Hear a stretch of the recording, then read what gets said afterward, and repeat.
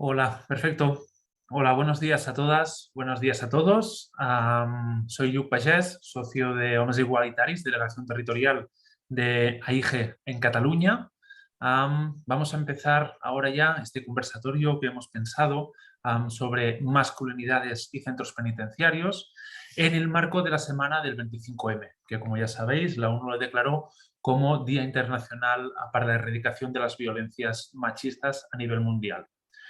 AIGE se quiere sumar, ¿no?, pues a todos los eventos que rodean al 25N y así pues un poco poder demostrar cómo, poder ejemplificar cómo los hombres y las asociaciones de hombres podemos posicionarnos y podemos trabajar precisamente para la erradicación de estas violencias machistas. El conversatorio de hoy va a tener, pues, la primera gran parte va a ser una charla entre Pablo Llama y Alex Sicilia, facilitada por mí, Lluc Pagès, sobre las intervenciones que hemos venido haciendo en perspectiva de géneros en centros penitenciarios de Cataluña y la Comunidad de Madrid.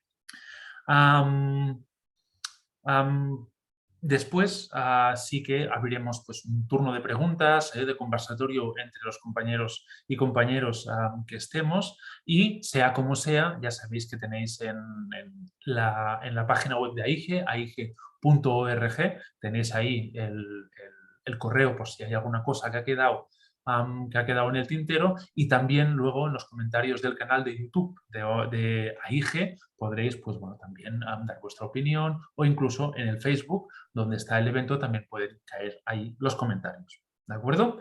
Antes de contextualizar este conversatorio, me gustaría pasar la palabra a los compañeros Pablo y Alex para que se presenten un momento, pues bueno, pues eso, como socios y como profesionales.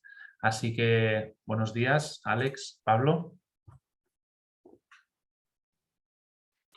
Hola, Yuk. ¿Me escuchas? Sí. Sí, yo os escucho bien. Había un compañero, ¿vale?, que ponía en el chat que sí, que no oía, pero no sabía si era como problema de lo de todo. No sé si no estáis escuchando el resto. Sí, Sí. compañero Miguel, de momento los demás nos vamos escuchando. Supongo que Vale, perfecto. tendrá que Gracias, ser. Raquel. Vale. Bueno, ya que tomé la voz cantante, me presento yo primero, entonces. ¿Te parece, Pablo? Vale. Bueno, yo soy Alejandro Sicilia. Por orden de importancia, ahora mismo soy más un agotado y motivado opositor a psicólogo de ejecución penal en Cataluña. Llevo ya 6 meses y esto lo he compaginado con pues, mi trabajo como formador, como investigador, sobre todo en temas de prisiones, y también como profe de una asignatura en la UOC. Y no olvidar también que también soy estudiante de catalán, requisito indispensable para poder cumplir el primer objetivo. Así que con eso yo creo que es suficiente, y gracias por la invitación.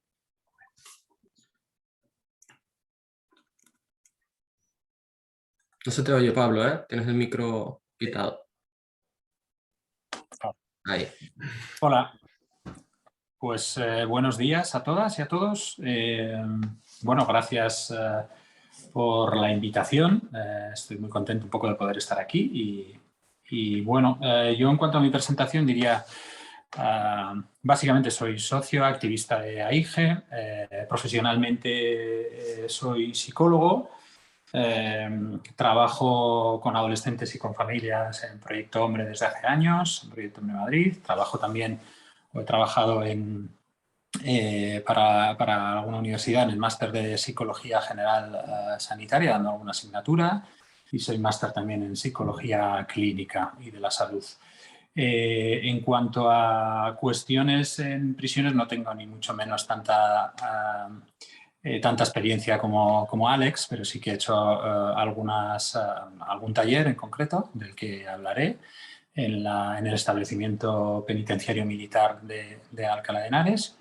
Y después también he tenido la oportunidad de llevar algún tipo de grupo para condenados, pero no condenados por violencia de género, pero no con condena de prisión, hace años ya, en ese sentido.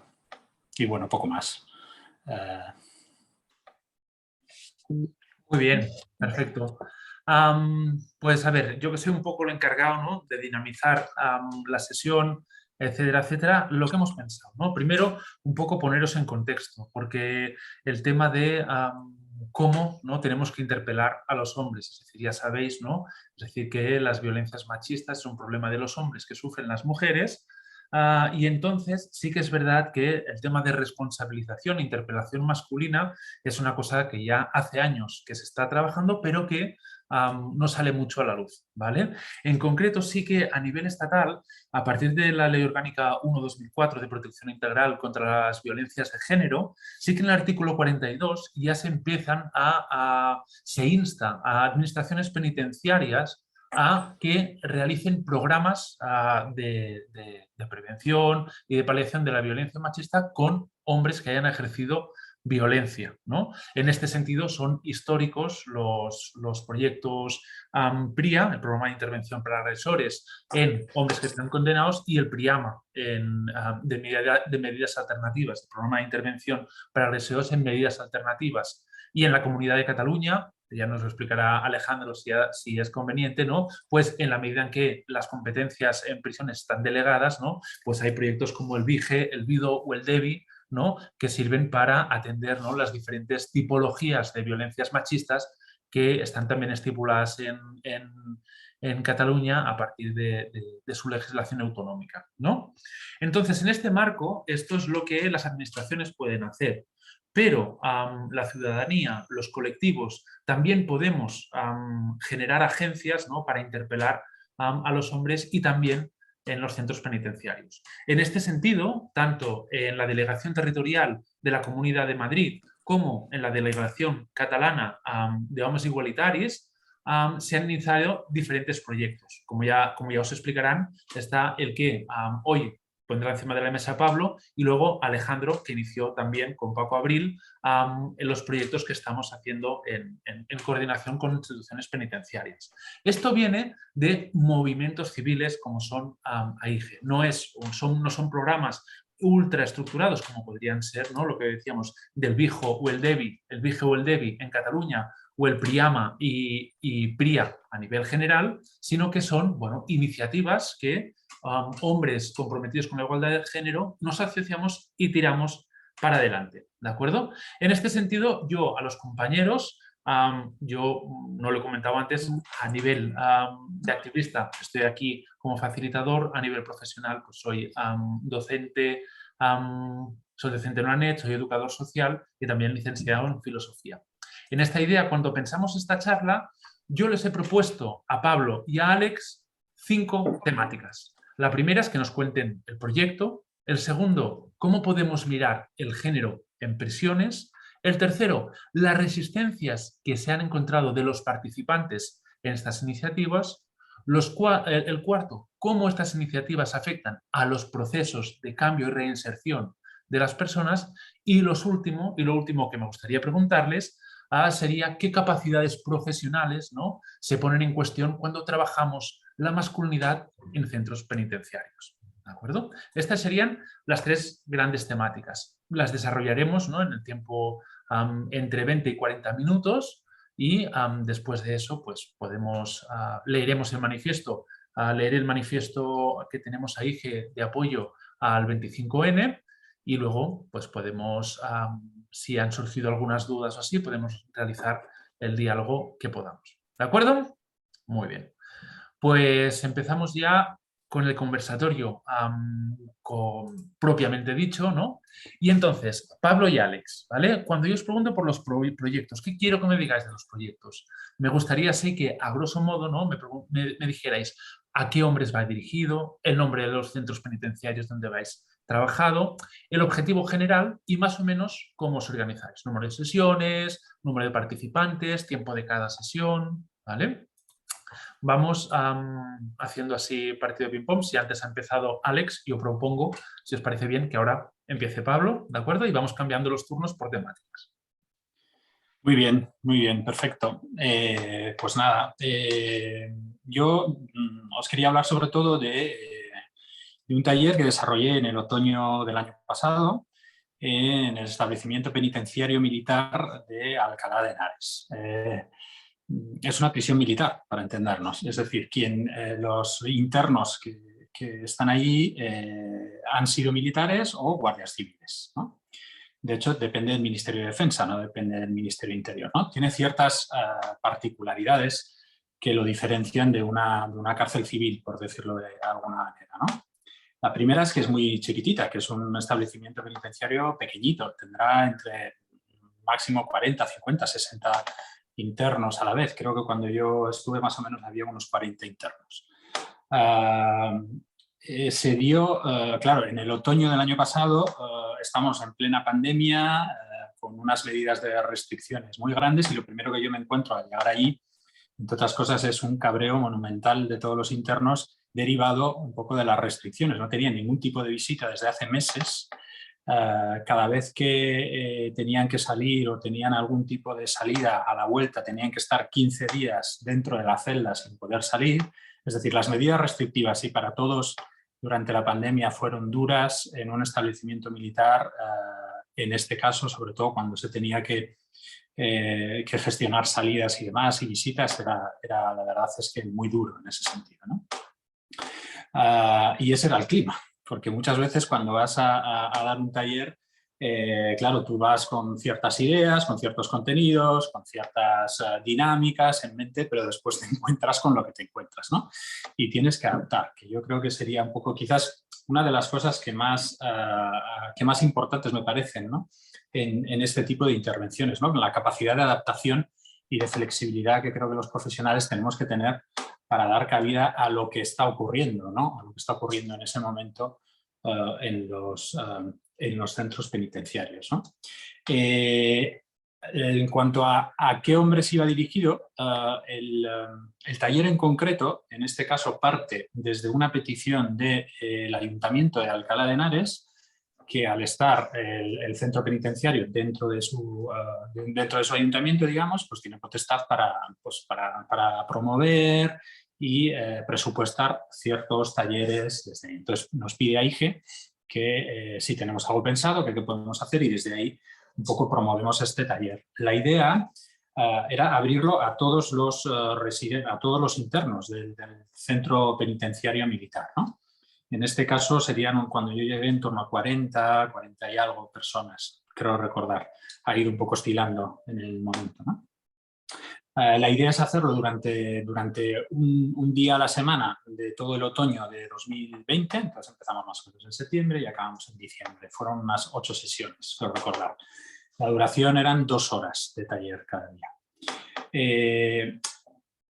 Sobre todo al principio me encontré con que osciló mucho la asistencia dependiendo de que muchos estaban encerrados en la celda y no podían salir porque estaban en cuarentena, digamos, ¿no? Habían tenido una salida, una visita, lo que fuere, y se daban diferentes circunstancias. Lo normal, cuando ya sí que pudieron asistir, me sorprendió que asistían bastantes, es decir, llegamos a ser en algunos casos hasta 25, entre 20 y 25 personas, es decir, era un porcentaje muy alto de todos los internos, ¿no? Es verdad que en general en las prisiones sí que digamos que se motiva a los internos a ir a los diferentes talleres, ¿no? Y entiendo que también hay cierta motivación externa en cuanto a poder generar una buena imagen o poder generar permisos, etcétera, ¿no? Entiendo que esa motivación está, por lo menos al principio, seguro. Pero es verdad que me sorprendió que sí que se asistiera, o sea, que asistieran de manera voluntaria bastantes internos, ¿vale? El objetivo, al ir dirigido a toda la población y no ser un taller específico de internos que han tenido delitos de violencia de género, ¿no? Como también los hay, como el PRIA, el PRIAMA, todos estos que comentábamos, el objetivo, yo diría que era sobre todo intentar un poco impugnar como valores tóxicos de la masculinidad tradicional, o yo desde ahí lo planteé, ¿no? O sea, es decir, ¿qué tiene que ver la masculinidad con el hecho de que estemos aquí encerrados, con el hecho de cómo nos hemos socializado y cómo nos relacionamos en general, ¿no? Yo creo que ese sería un poco el objetivo general. Después de ahí podremos ir detallando también algunos otros, ¿no? Y bueno, yo creo que ya le cedo la palabra a Alex, que llevo hablando mucho. Gracias, Pablo, por el trabajo y no te preocupes que a lo mejor yo me enrollo otra vez mucho más. Y nada, intentaré como ajustarme a esos cuatro apartados de este primer bloque. El proyecto que realizamos, un proyecto que llevamos viniendo haciendo 3 ediciones, se llama Hombres del siglo XXI, o más del siglo XXI en catalán. Fue un proyecto que coordinó y que coordina desde un principio Paco Abril, como bien dijo Yuk, y que en la primera edición lo creamos y lo ejecutamos, lo implementamos Joel Audí, Jordi Bonaterra, Ray Crespi, entre Omas, Paco y yo.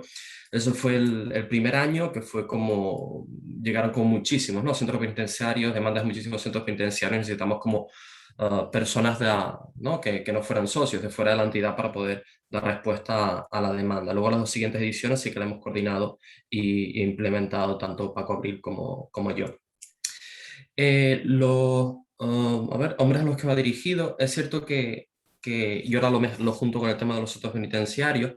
Este proyecto no tiene 8 sesiones, quizás no, se ajusta entre 5 o 6 sesiones, depende de la edición, pero es cierto que hemos como abarcado un gran número de centros penitenciarios, por decir todos, quitando el centro penitenciario de donas, de mujeres y los centros educativos de justicia juvenil, hemos estado en todos los centros penitenciarios de Cataluña.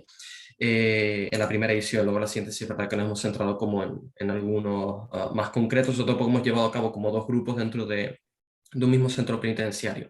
Entonces, lo hemos llevado a cabo esta última edición en el centro penitenciario de jóvenes, para jóvenes de entre 18 y 21 años, que en algunos casos llegan hasta los 25, en el centro penitenciario Cuatro Camins, en el centro penitenciario Brians 1, que es un centro penitenciario solo de presos, solo de preventivos, en Brians 2, en Puig de las Basas, que es de Girona, y en Mas d'Enric, que es de Tarragona. Y sí es cierto que cuando trata a lo mejor, si traigo alguna anécdota, alguna experiencia, sí me centraré evidentemente en aquellos centros penitenciarios donde he estado yo, que han sido pues 2 grupos en Llobas, un grupo en Cuatro Camins y un grupo en Brians 1, en la de preventivo. Los hombres a los que va dirigido es un poco como miscelánea, ¿no? En el sentido que no son solo hombres condenados, sino también hay hombres preventivos. Sí es cierto que son hombres que están en centros penitenciarios, no medidas penales alternativas.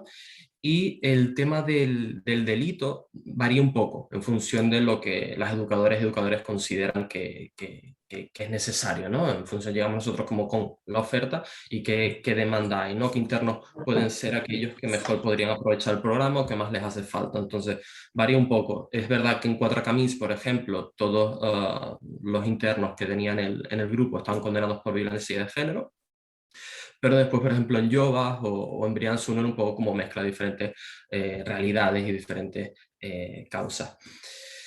Luego, objetivo, bueno, yo creo que pues el que sale en el título del cartel, ¿no? Introducir la perspectiva de género, en concreto el trabajo en masculinidades, en el trabajo con hombres en prisión. Y sobre todo no solo como una sesión concreta, que como repetía nosotros hacemos entre 5 y 6 sesiones, de hora y media aproximadamente cada una, no solo hacer una sesión concreta de aquí vamos a trabajar la socialización masculina, sino introducir la masculinidad, el trabajo de masculinidad como un eje transversal a cuando trabajamos violencia, cuando trabajamos sexualidad, cuando trabajamos emociones y cuidados. Y yo creo que he dicho todo, sí, un poco así como entremezclado, yo creo que sí. Sí, sí, sí, perfecto. Gracias, Pablo, gracias, Alex, ¿no? Sí que eso sería un poco para aterrar, ¿no? Para que podamos ver que cómo desde el asociacionismo, ¿no? Sí que cómo nos podemos ir buscando, cómo podemos, ¿no? Pues influir en participar, ¿no? En prisiones. Ya hemos visto, ¿no? Cómo, bueno, cómo salimos, ¿no? De a lo mejor una rigidez de un programa para poder ir más, ¿no? A las necesidades, a lo emergente, ¿no? Es decir, desde una posición, ¿no? Pues a lo mejor más implicada, ¿no? Y eso. Entonces, lo que está claro es que, solo si se miran los datos, más del 90% de la población que está en la cárcel, que está en prisión, son hombres, son varones, ¿no? Entonces, lo que está claro es que el género pues tiene un impacto en el tema de prisiones. A mí lo que me gustaría preguntaros es por qué pensáis que se debe trabajar el género en prisiones. Ahora empezamos por Alex. Vale, o sea, a mí esto es una cifra guau, ¿no? Me choca muchísimo porque es como el 93%. O sea, el 93% de personas en prisión son hombres. Yo siempre pongo como un mismo ejemplo muy tonto, digo, si el 93% de personas en prisión fuesen personas pelirrojas, por ejemplo, se estarían haciendo miles y miles de estudios para ver si hay correlación y causalidad entre ser pelirrojo y la conducta delictiva. Pero como es el hecho, ¿no? Como de ser hombre y el género parece como invisible, ¿no? Al trabajo con los hombres se queda como un poco ahí en el lindero, ¿no? En concreto, ¿no? Cuando yo digo esto, ¿no? Porque es necesario trabajar la perspectiva de género con los hombres, es como muy curioso porque todos estos estudios que se hacen intentan siempre como encontrar esos factores, esas causas, ¿no? Esos factores de riesgo de la conducta delictiva. Y se intenta ver pues, un patrón de conducta antisocial, amigos que no son prosociales, historial de consumo, ¿no? Pero parece ser que la masculinidad, sobre todo ¿no? Una masculinidad hegemónica o tradicional que se vincula con resolver las cosas de forma violenta, que no cuida ni se autocuida, parece ser como que es un factor que no se tiene en cuenta, ¿no? Y yo lanzo directamente que la masculinidad hegemónica, la masculinidad tradicional es un factor de riesgo que predispone a la conducta delictiva, ¿no? Entonces, por eso creo que es necesario trabajar con los hombres perspectiva de género y porque también desde las propias administraciones, cuando se nombra, ¿no? Perspectiva de género, yo lo veo, por ejemplo, cuando estoy estudiando las oposiciones, los materiales, cuando sale, es un mandato introducir la perspectiva de género, siempre todo hace relación con mujeres, las mujeres en la historia, las mujeres que accedan, ¿no? A las condiciones de trabajo de la legislación especial penitenciaria, etcétera. Pero no se nombra género hombres, ¿no? Siendo 93% de la población penitenciaria. Por eso creo que es como necesario, imprescindible introducirlo. Wow, Alex, pedazo de reflexión. Muy bien, muchas gracias. Pablo, dale. Sí, vamos a ver, es verdad que esa cifra, ¿no? Ya de por sí habla alto y claro, ¿no? Claro que el género tiene que ver, ¿no? En este tipo de cuestiones, ¿no? O sobre todo en el hecho de la comisión de delitos, ¿no? Habría que valorar cuando hablamos de delitos o cuando hablamos de población penitenciaria, estamos hablando de personas, en su mayoría hombres, que han cometido diferentes delitos, ¿no? Pero muchos de ellos tienen que ver con la violencia, con el uso de la violencia en muchos casos, ya sea violencia de género, ya sea otro tipo de violencia. Hay un alto porcentaje de los delitos que van directamente relacionados con la violencia de una u otra manera, y después hay otros delitos que pueden tener también que ver con la salud propia, con la salud de los demás, etcétera, que son la mayoría, ¿no? Hablo un poco de memoria en cuanto a datos y porcentaje, pero más o menos está ahí. Claro, si esto lo llevamos al hecho de relacionarlo un poco con la masculinidad y los estudios que se vienen haciendo desde hace mucho tiempo ya sobre masculinidad, sobre todo desde el área de la sociología, yo creo que es bastante fácil relacionarlo con que hay una tendencia o hay un rol de género masculino, ¿no? Que digamos que nos empuja o nos invita a los hombres a comportarnos de una cierta manera, ¿no?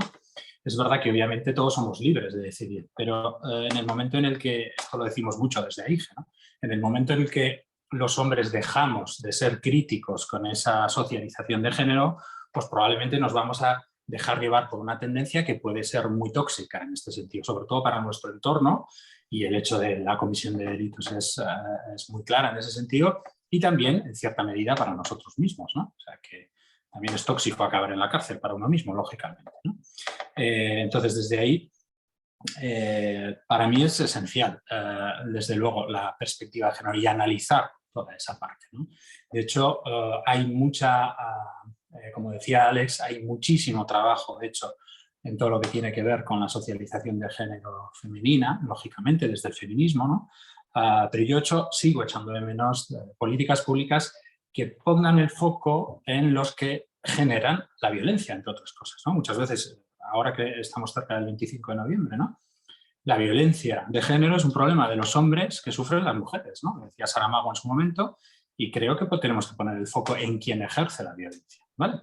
Y desde ahí yo creo que es muy importante trabajar, desde luego, con perspectiva de género. Muchas veces se habla de trabajar con perspectiva de género, pocas veces se hace, desde mi punto de vista, y es importante un poco introducirla con los hombres, claro.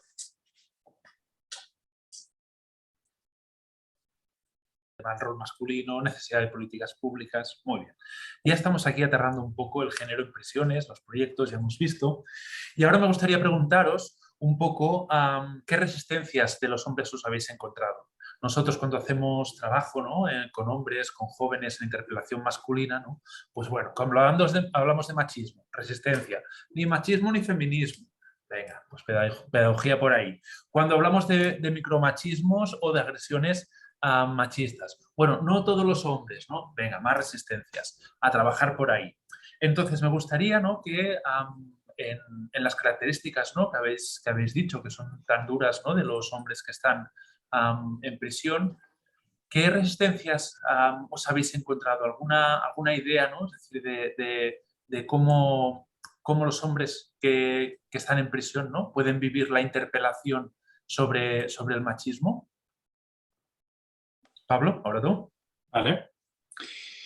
Una de las cosas que a mí me sorprendió más la primera vez, no en este taller, en la prisión militar, sino en los grupos de condenados que llevé ya hace años, una de las cuestiones que a mí más me sorprendió es que todos los integrantes del grupo que habían sido condenados por algún tipo de violencia, no demasiado fuerte como para entrar en prisión, pero sí para necesitar un tipo de intervención específica, todos y cada uno de ellos se sentían víctimas. Y a mí esto a mí me sorprendió, porque esperaba que algunos se sintieran víctimas y estuvieran un poco más removidos desde ahí, pero me sorprendió que todos, y cuando digo todos es el 100%, se sentían víctimas del sistema, de una ley injusta, etc., ¿no?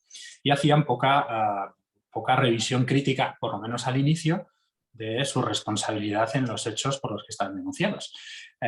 Claro, cuando leías la sentencia que describe detalladamente cuáles habían sido los hechos por los que está condenado, en casi todos los casos era muy claro que había habido, desde luego, un acto violento, tanto de amenazas como físico, lo que fuera, ¿no? Y claro, eso me llevaba a hacerme una pregunta, que era, ¿qué ocurre aquí? O sea, ¿qué les pasa a estos hombres en realidad, ¿no? Lo que he ido entendiendo con el tiempo, yo he lanzado ciertas hipótesis, es que al fin y al cabo la socialización masculina hace que se permita un grado de violencia hacia las mujeres. Grados de violencia me refiero a no violencia física, otro tipo de violencia, otro tipo de discriminaciones, etcétera, que están bastante aceptadas y que dependiendo de los contextos están más o menos aceptadas, ¿no? Entonces, muchos de esos casos creo que eran hombres que, socialmente han visto que se les permitía una serie de conductas y ha habido un momento en el que se les regulan y sí que se permiten ser muchísimo más violentos en un momento dado, y de ahí le cae todo el peso de la ley, ¿no? Y estos hombres se quedan como, ¿qué ha pasado aquí, ¿no?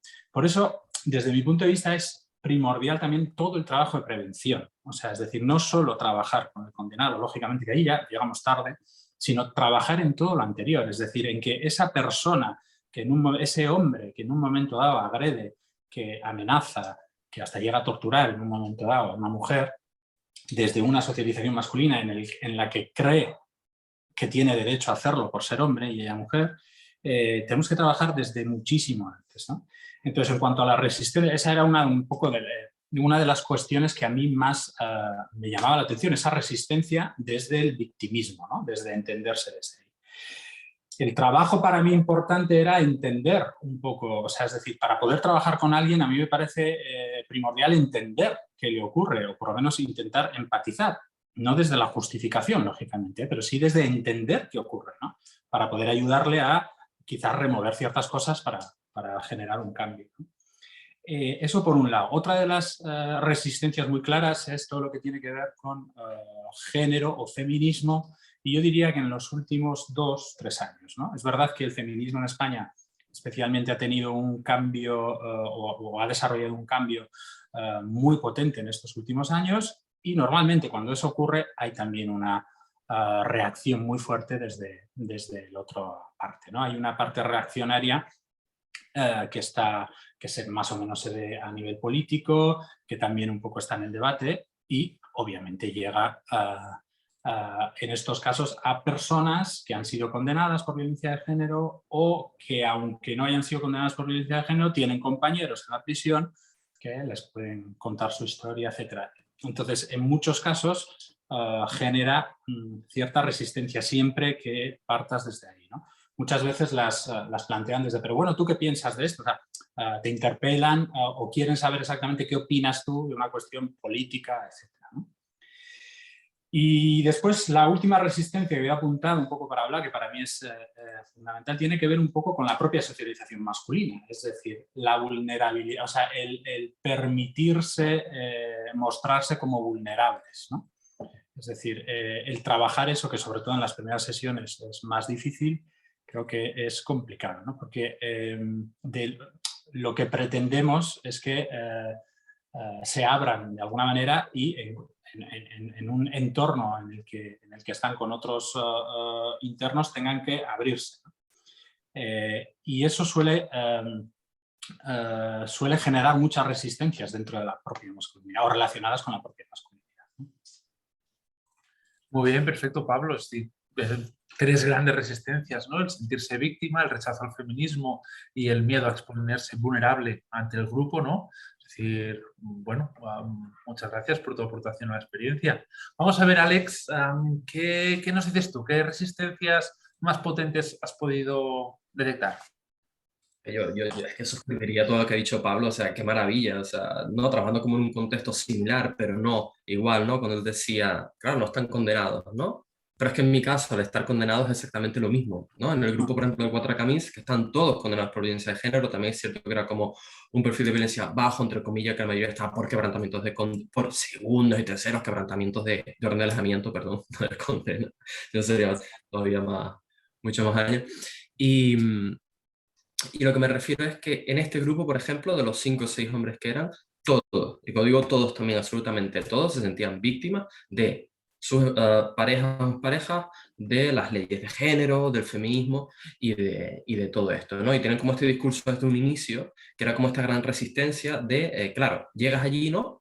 Y vas a trabajar estas primeras sesiones, ¿no? Más de, vamos a ver de qué nivel parte, ¿no? Vas a trabajar a lo mejor temas de estereotipos, una cosa como más simple. ¿Qué pasa? Que muchos de ellos, creo que todos, ya estaban en el VIGE, en el programa estandarizado para trabajar violencia de género, ¿no? Porque estaban ya próximos al tercer grado. Entonces ya como que esto se lo tenían como ya sabido, ¿no? Entonces venían un poco como, era como alguno que venía con mucho de, pero esto otra vez, de los estereotipos, de esto, lo otro, ¿no? Y como mucha resistencia y mucha rabia, y lo que decía Pablo, ¿no? A mí me interpelaban también, me preguntaban, pero a ver, ¿tú qué piensas de esto? ¿A ti te parece justo que esto y lo otro, ¿no? Venía como con mucha rabia, mucho rencor y mucho odio. Y claro, ¿no? Esa resistencia, que fue una cosa que hablé con Yuk y hablé con algún que otro compañero también de la entidad, de decir, vale, yo hasta ahora, un programa más de corte cognitivo-conductual con los jóvenes va bien, va de maravilla, de entendiendo de maravilla todo lo posible que puede ir bien en dicho contexto. Pero con este grupo concreto de adultos, aunque con otros sí ha servido el programa estandarizado, con este grupo de adultos es verdad que hubo como una, que creo que lo puedo relacionar con la última pregunta, que era un poco la experiencia, ¿no? En el crecimiento con el tema de trabajar en perspectiva de género, que fue como un, vale, me acabo de encontrar esta confrontación que nunca me había encontrado, ¿cómo trabajo a partir de ahora con ellos, ¿no? Y evidentemente responsabilidad cero. O sea, y cuando nombraban algo de sí ser responsable de X cosa era como muy al aire, ¿no? Como que realmente no tenía con mucha credibilidad. A mí esta resistencia, y lo pongo como ejemplo porque puede servir, es una cosa muy simple, pero a mí me sirvió en la cuarta sesión cambiar un poco como esa metodología, ¿no? Y no trabajar tanto ni desde la narrativa ni desde el discurso, sino trabajar más de una parte más introspectiva. Entonces, pues tomando un poco tema de mindfulness, respiración y ejercicio de visualización guiada, trabajamos la rabia y la ira, y por ende la violencia.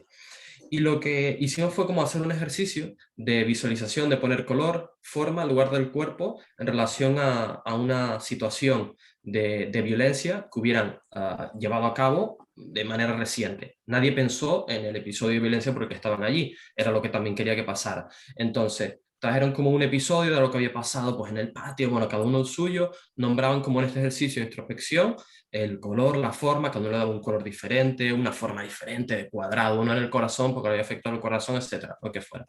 Y luego volví a hacer el mismo ejercicio, pero con un episodio de violencia del que se arrepintieran o del que se dio una consecuencia que no se tenía que haber derivado, etcétera, etcétera. Todos pensaron en el episodio de violencia por el que estaban allí.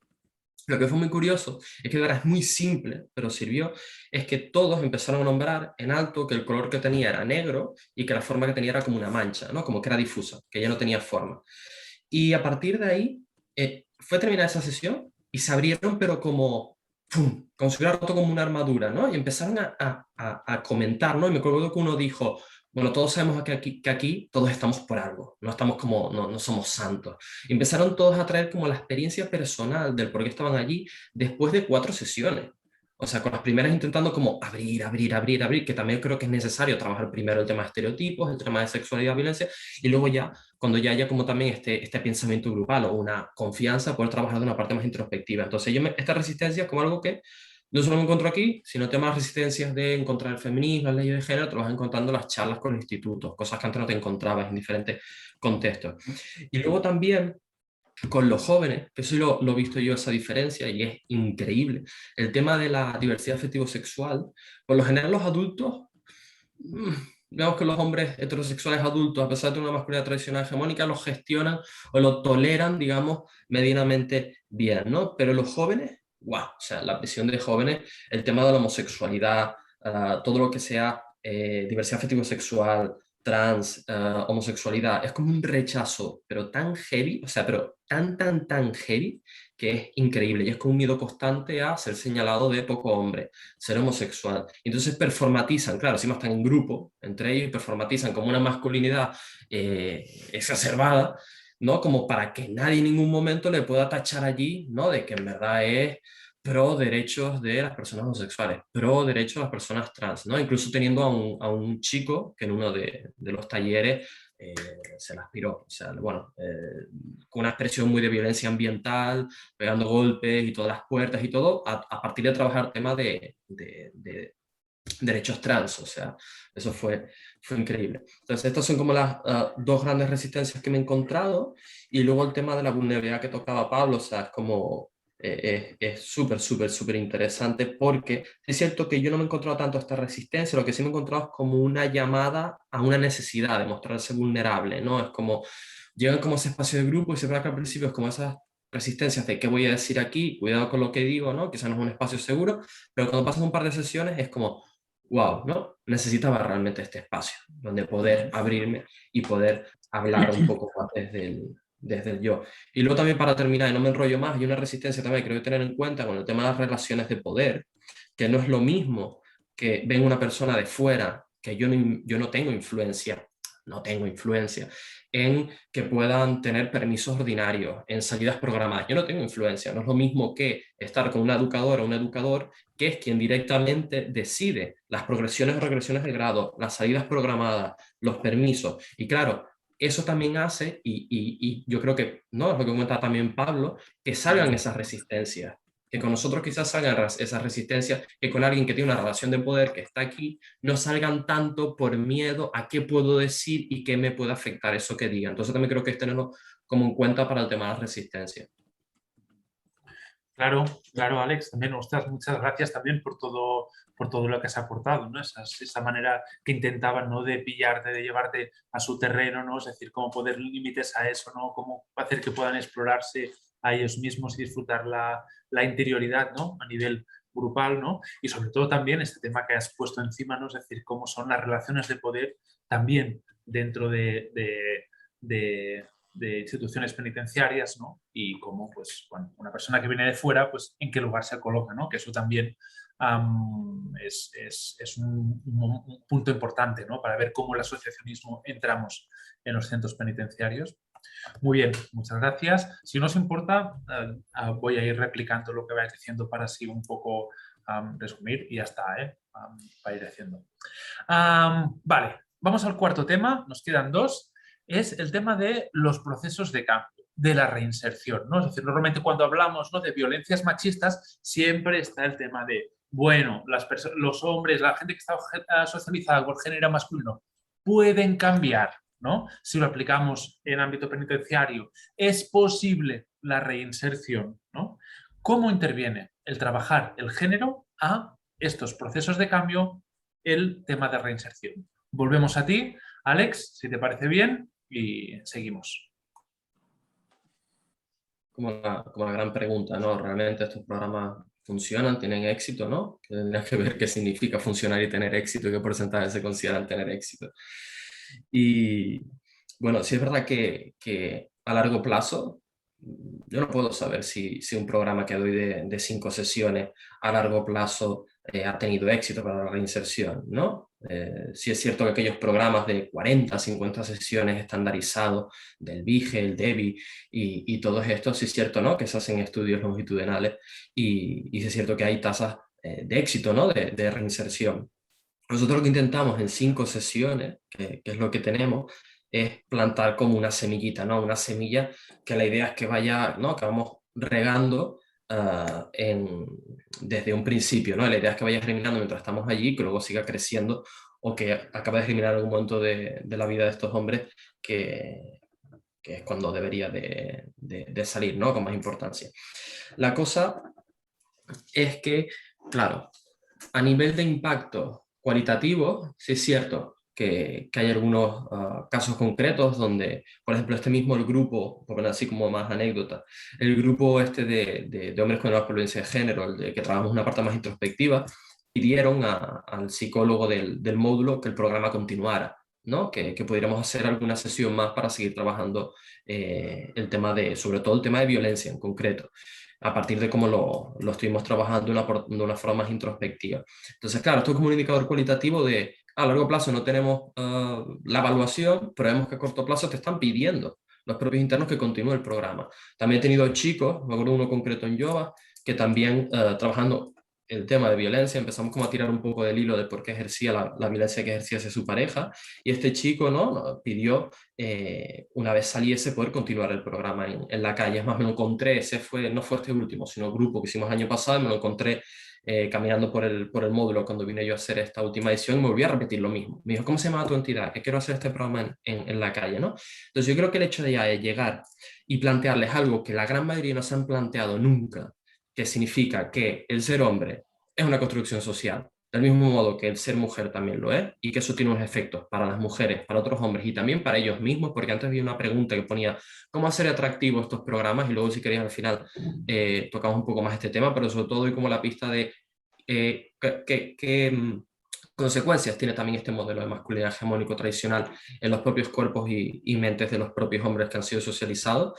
Y yo creo que plantear como ya esto, que por lo general no se plantea o se plantea de una forma muy, muy, muy, muy por encima en los programas estandarizados, ya es un indicador de éxito, si me permite la palabra, para la reinserción.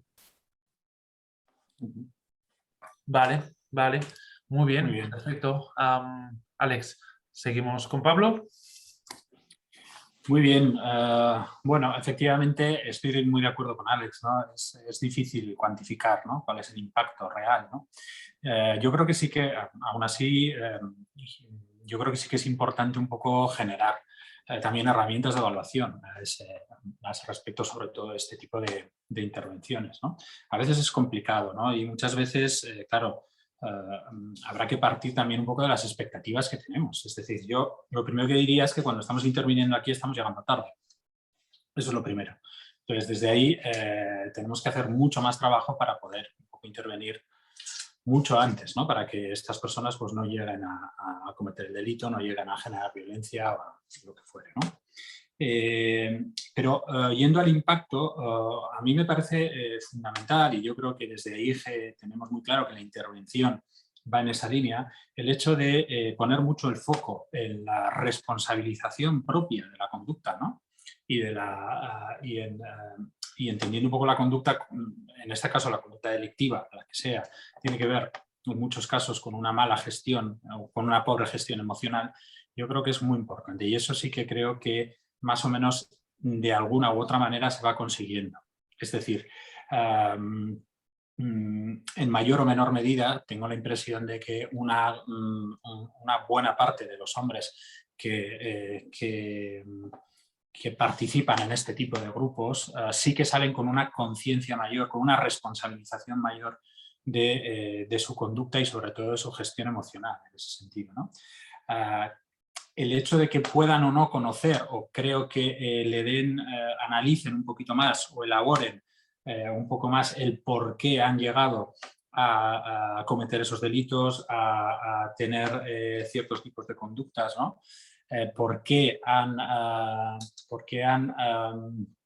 legitimado, por ejemplo, sentirse superior a una mujer para poder agredirla en un momento dado y tener la violencia como una herramienta lícita para gestionar un poco los conflictos, entender todo este proceso, que yo creo que eso sí que se viene haciendo y se hace en este tipo de talleres, para mí ya es un impacto relevante y de eso se trata.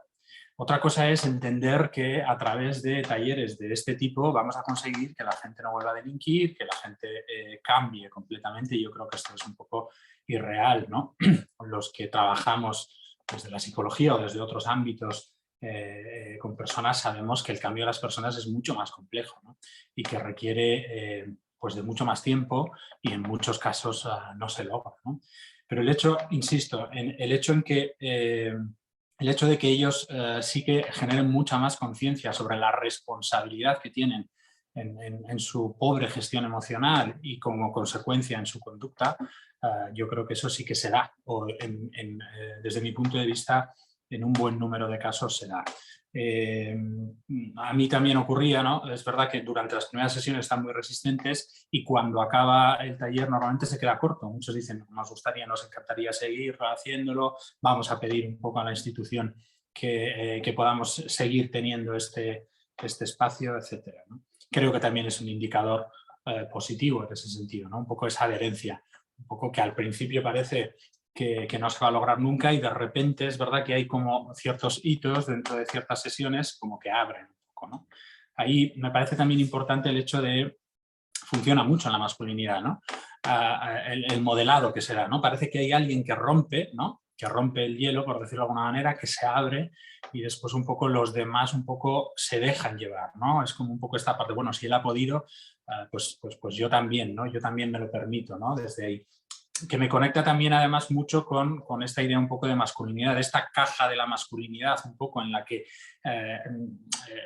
el objetivo es un poco romperla, ¿no? Y yo lo que veo muchas veces en estos talleres, en estos grupos, es que a veces hay alguien que la rompe y después un poco pues los demás también se permiten hacerlo, ¿no? Muy bien, gracias Pablo. Sí que bueno, por lo que vais diciendo, ¿no? Lo decías, ¿no? Cómo se evalúa, ¿no? Esa reinserción. Claro, tenemos que tener muy en cuenta, ¿no? Que estos programas principalmente para lo que sirven es para proteger a las víctimas, ¿no? Es decir, para que la reinserción, este es el primer objetivo que hay dentro de los programas, ¿no? Que sería la intervención con hombres y también la intervención con hombres en prisión, ¿no? Entonces eso es muy importante. Uno, establecer herramientas, ¿no? De evaluación, como decías, pero también, ¿no? Poner palabras, ¿no? en cómo podemos invitar, ¿no? A salir a estos hombres de una masculinidad más vinculada, ¿no? Al ejercicio del poder y a la violencia, a la dominación masculina, hacia una masculinidad pues, que tenga más que ver con la interdependencia, los cuidados, etcétera, etcétera, ¿vale? Pero sobre todo eso, ¿no? Es decir, ver que cuando hablamos de procesos de cambio siempre pensamos y tenemos en cuenta a todas aquellas personas que han sido víctimas, ¿no? De estas violencias machistas. Muy bien. Entonces, compañeros, nos quedan 10 minutos. Ahora, para acabar, ¿no? Y antes de leer el manifiesto de AIGE a favor de la erradicación de las violencias machistas, me gustaría preguntaros, ¿tenéis alguna anécdota o queréis hacer algún comentario sobre qué capacidades profesionales necesitamos, ¿no? Para poder facilitar uno de estos espacios, para poder, si queréis, ¿no? Liderar, ¿no? estos espacios no mixtos en prisiones? Pablo, vamos por ti otra vez y seguiremos con Alex. Muy bien. Bueno, desde luego que como persona, ¿no? Y como profesional, cuando te enfrentas a un taller de este tipo en el que tienes delante a gente que ha sido condenada por delitos muy violentos en muchos casos o que generan o que te puedan generar mucho rechazo en cuanto a generan rechazo un poco el comportamiento, obviamente hay que intentar un poco controlar, ¿no? Esa parte, o sea, qué parte de mí en esta intervención se puede ver un poco sesgada por estos motivos, ¿no? Yo creo que es indudable que eso aparece y me da la sensación de que es una de las cuestiones más difíciles a veces un poco de controlar en unos primeros momentos, ¿no? Yo creo que es muy importante, o a mí por lo menos me sirve, una de las cuestiones que hablábamos antes, ¿no? Intentar entender a esa persona y trabajar mis propias resistencias a trabajar con esa persona, ¿no? Y de hecho hasta yo hago ejercicios un poco de validación de esa conducta.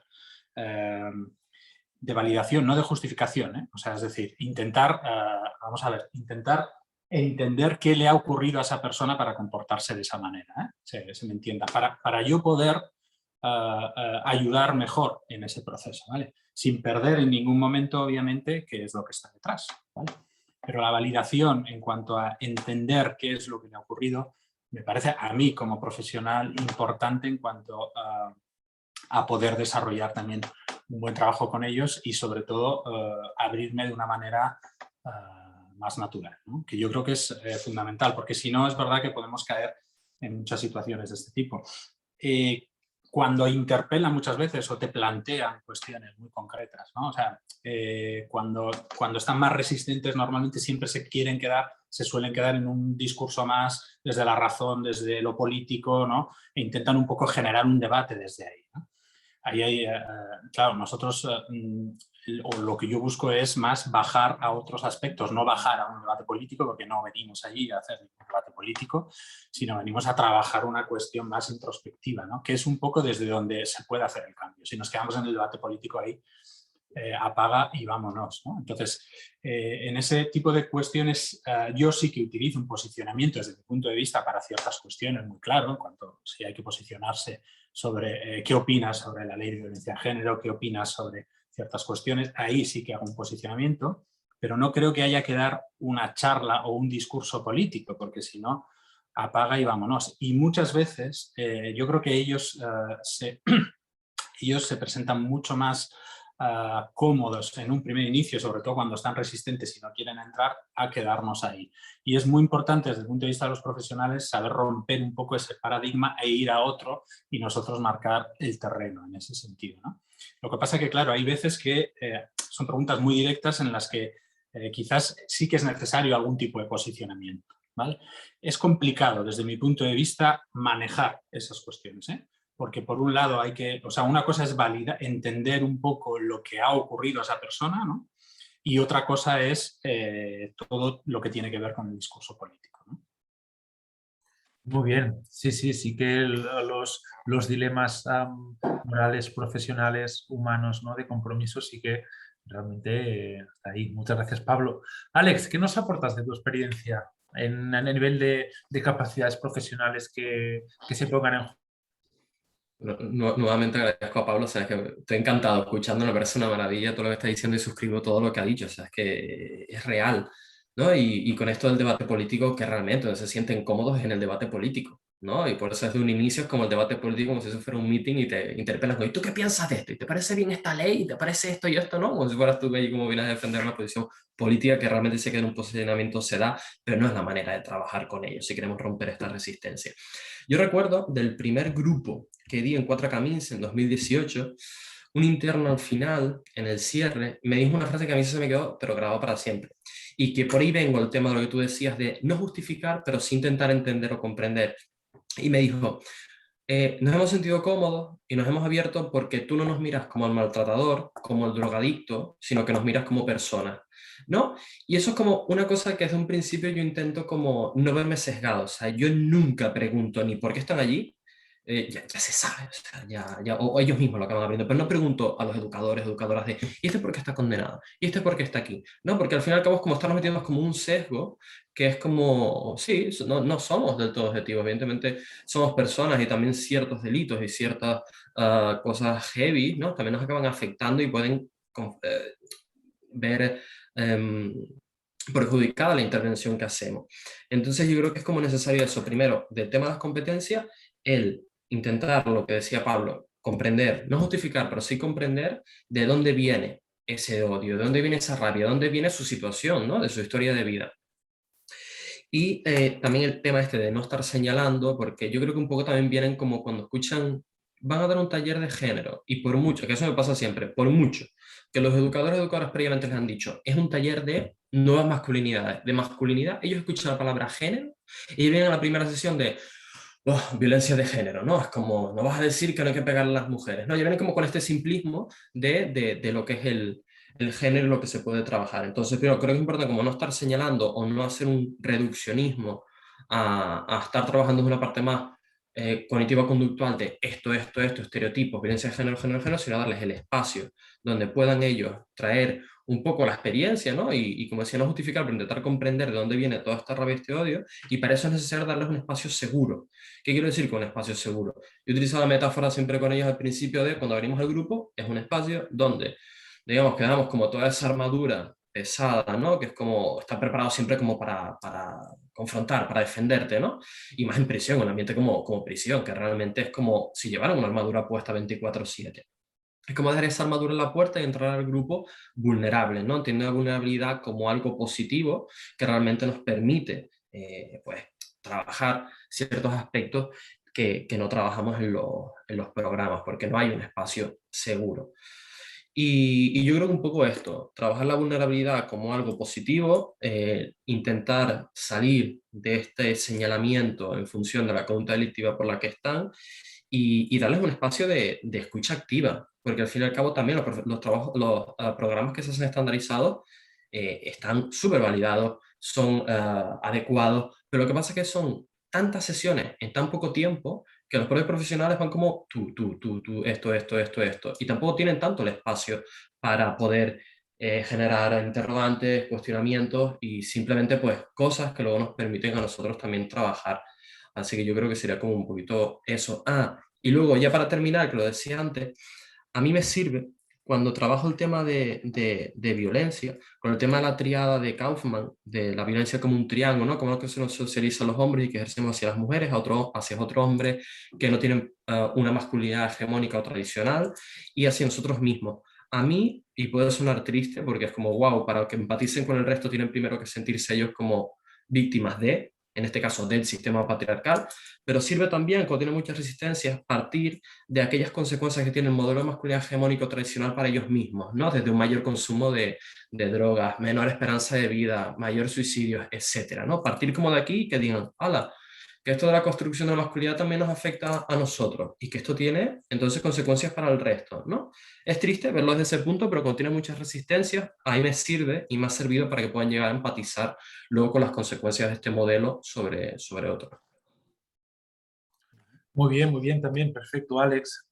Gracias a los dos, sobre todo, ¿no? En esas partes, ¿no? Que habéis puesto, ¿no? Pues Pablo, tú, tus resistencias, ¿no? Que puedes identificarte y tú, Alex, ¿no? Pues también en lo personal, ¿no? Intentar no caer en esas categorías que pueden sesgarte la mirada para con los hombres con los que trabajas, ¿no? Pues bueno, esta parte personal también es muy importante a nivel de capacitación profesional, más todo lo que habéis dicho, ¿de acuerdo?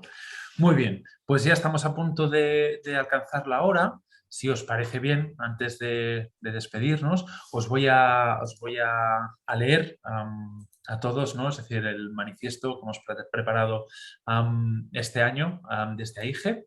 ¿De acuerdo? Lo voy a compartir en pantalla para que podamos verlos entre todos y todas. Y lo pongo en presentación. Si sé cómo se hace. Ahí no es. Ahí, bueno, lo voy a dejar aquí, más o menos que se pueda leer, ¿vale? Asociación de Hombres por la Igualdad de Género. Comunicado contra la violencia machista, 25 de noviembre de 2001. La Asociación de Hombres por la Igualdad de Género, AIGE, manifiesta su más profunda repulsa ante la violencia machista en todas sus formas. Los hombres somos casi la mitad de la población y tenemos una clara responsabilidad social y personal. En palabras de José Saramago, la violencia machista es un problema de los hombres que sufren las mujeres. Hemos sido educados en una sociedad machista, somos machistas, porque la violencia machista tiene muchas caras.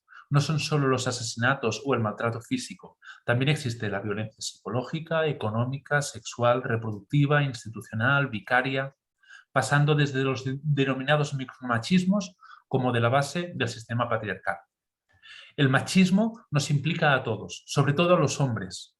Por eso nos instamos a mirarnos, primero a nosotros mismos y luego a lo que ocurre a nuestro alrededor. Y no callar ante situaciones violentas e injustas, porque el silencio nos hace cómplices.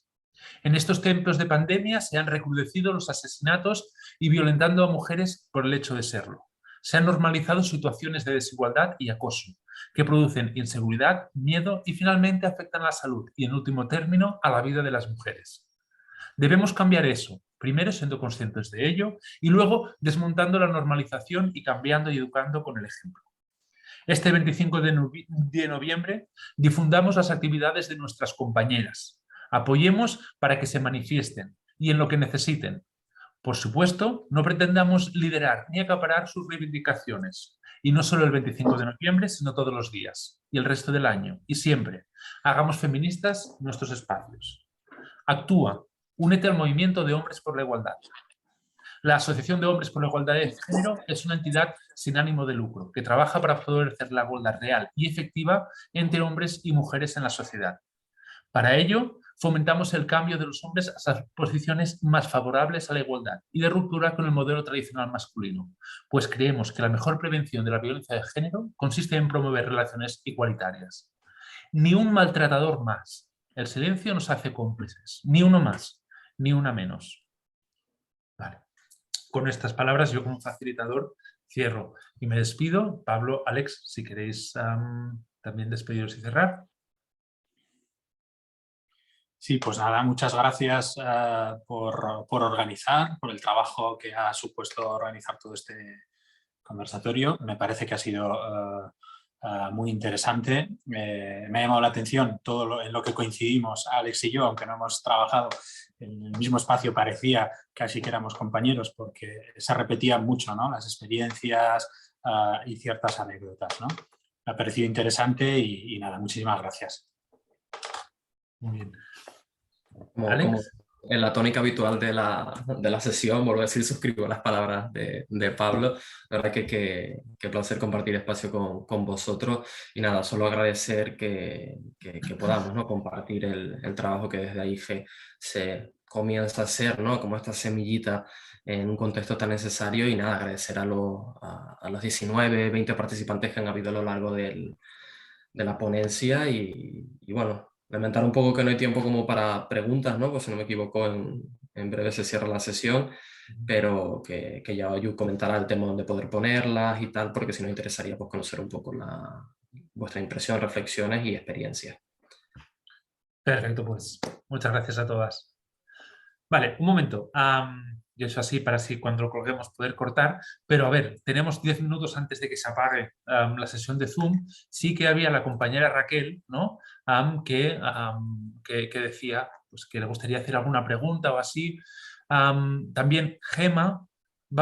Tenemos 10 minutos, ¿vale? Damos voz a Raquel, luego a Gema, únicos que... mira, Gema es compañera de Raquel. Bueno, pues si queréis las dos, ¿no?, abrir el de esto y preguntamos ya. Esto no lo dejaremos colgado, ¿no?, en internet. Vamos a intentar recortarlo y ahora sí que si queréis ya más conversación informal en estos 10 minutos, eso. Yo sobre todo, Paco, Alex, muchas gracias. Ya está, yo qué sé. Seguimos hablando ahora de manera más informal, ¿vale? Pues Muy eso, bien. Raquel, Gema, podéis ya abrir el... A ver, Raquel, a ver si me parece que lo tengo que hacer yo. Ahí, Raquel, te he dado paso a... Hola. Hola, hola, perfecto. Hola. Hola, ¿qué tal? Hola. Bueno, pues Gemma y yo somos de Gran Canaria, ¿vale? Y justo vamos a lanzar un proyecto, ¿vale?, que se titula Diferentemente Iguales y lo vamos a llevar en las dos cárceles de Gran Canaria, tanto Las Palmas 1 como Las Palmas 2, y el trabajo consiste en la promoción de la igualdad. Por lo tanto, el coloquio que hemos tenido ahora pues, nos ha servido mucho porque teníamos algunas incertidumbres, ¿no? Y una de ellas es la que pregunta mi compañera Gema, porque, claro, no sé si tanto Pablo como Alejandro nos pueden ayudar en esto. Tenemos la incertidumbre como resistencia de lo que hablábamos antes, de que, bueno, nosotras dos, pues al ser mujer y ser dos mujeres también jóvenes, porque hace nada acabamos ya de estudiar lo que viene siendo el máster, tenemos esa incertidumbre de que por ser mujer y hacer este tipo de talleres, pues nos podamos sentir un poco, no sé cómo decirlo, seguramente mi compañera Gemma lo explicará mejor, ¿no? Es más bien, yo ya pude, en las prácticas del máster, pude entrar en el centro penitenciario, era trabajar otro programa, pero bueno, se trataba siempre esto porque las resistencias las clavaron todas, siempre se victimizaban y demás. Y claro, pero siempre lo ha llevado un hombre. Y ahora nosotras dos, ser chicas jóvenes, pues nos preguntamos si ustedes desde su experiencia o conocen a compañeras que hayan tenido experiencias, si nos vamos a encontrar con todavía más resistencias por el hecho de ser mujeres. Sí, un poco para resumir lo que nuestro proyecto, simplemente, bueno, es promoción de la igualdad, pero entre todas las cosas que vamos a trabajar, pues va a estar el tema de las masculinidades, el tema de las emociones, y también trabajamos mucho con el tema de la corresponsabilidad familiar, ¿no? Trabajamos mucho con lo que tiene que ver con la infancia, el autoconcepto de la infancia, las familias, porque muchos de los presos que están en los dos centros penitenciarios la mayoría son padres, ¿no?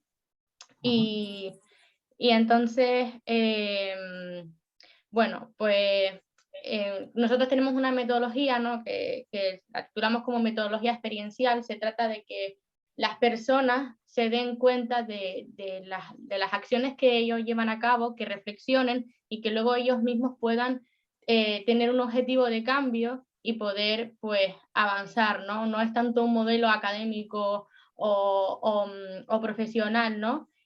Tanto mi compañera y yo, bueno, yo soy trabajadora social y entonces es muy importante para nosotros tener este tipo de metodología, ¿no? Porque es lo que comentaban, ¿no? De que ellos puedan reflexionar y decir qué es lo que están sintiendo, ¿no? Cómo esto les afecta. Y bueno, un poco así en resumidas cuentas es lo que nosotras vamos a trabajar desde la asociación Estia.